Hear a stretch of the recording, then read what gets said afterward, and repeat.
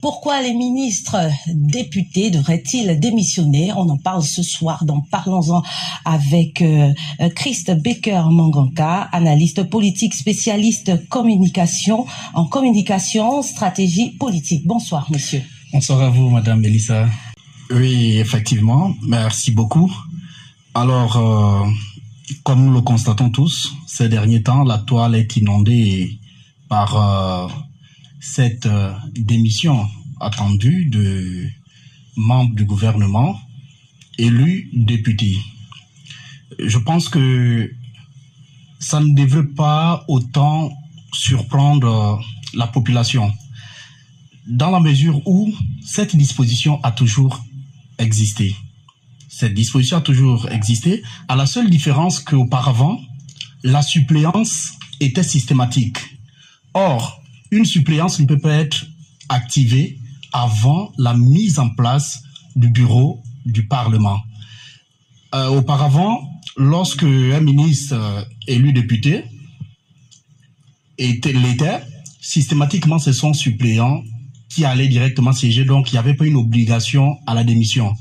Mais aujourd'hui, je pense que dans la 5e République, on a juste envie de mettre en évidence cette mesure pour que la population soit de plus en plus édifiée, pour que les gens comprennent. Et pourquoi il le faut? Il le faut pour comprendre une seule chose. Vous devez savoir que nous sommes dans la 5e République qui se voudrait être la République d'un État de droit. Un État de droit repose sur ces textes de loi. N'oublions pas que l'article 5 de la Constitution gabonaise repose sur les principes de la souveraineté, mais également les principes de la séparation de pouvoir. Et vous devez comprendre ici, quand on parle de séparation de pouvoir, lesquels sont? Il y a le pouvoir exécutif, le pouvoir législatif et le pouvoir judiciaire. Et quand on parle des membres du gouvernement, lui, il fait partie du pouvoir exécutif. Et le Parlement, là-bas, c'est le pouvoir législatif. Donc, un individu ne peut pas être juge parti, à la fois appartenir au pouvoir législatif et en même temps appartenir au pouvoir exécutif. C'est pourquoi il est impératif aujourd'hui, il faudrait que les Gabonais le prennent bien, il est impératif pour ces ministres de démissionner.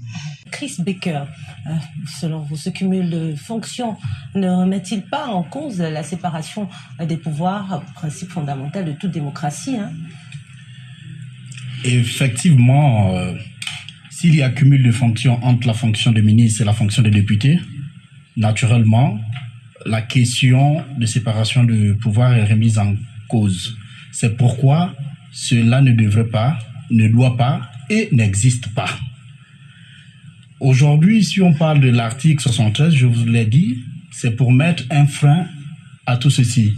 Il faut retenir que lorsqu'un ministre, un député, autant pour moi, est nommé ministre, il ne perd pas son mandat, mais il perd l'exercice de ce mandat parce qu'il y a ce qu'on appelle vacance de siège. Et lorsqu'il y a vacance de siège, de facto, c'est lui qui l'occupe pendant tout ce temps, lorsqu'il est en fonction, c'est son suppléant. Le suppléant agit en plein pouvoir durant toute la présence du ministre au gouvernement.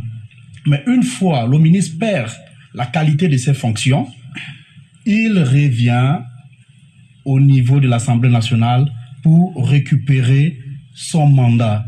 Parce qu'il n'y a qu'une seule personne qui est élue, c'est le député. Et il faut comprendre que c'est pourquoi vous voyez même dans notre pays et partout ailleurs, en cas de décès, pourquoi le suppléant ne reste pas là jusqu'à la fin des mandats?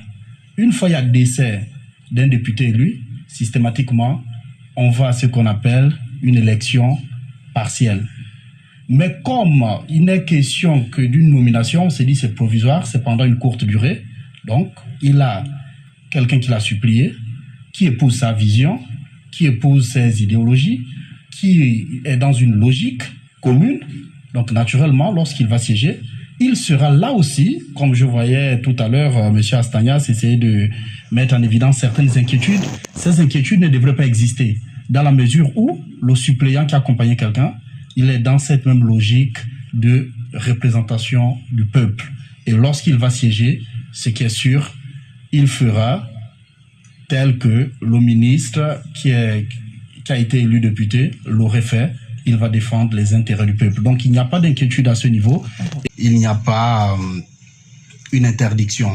Et comme notre loi n'interdit pas à un individu qui occupe la fonction, par exemple, de ministre, de se présenter à une élection, donc ils sont libres d'y aller. Ils se sont présentés comme tous les Gabonais.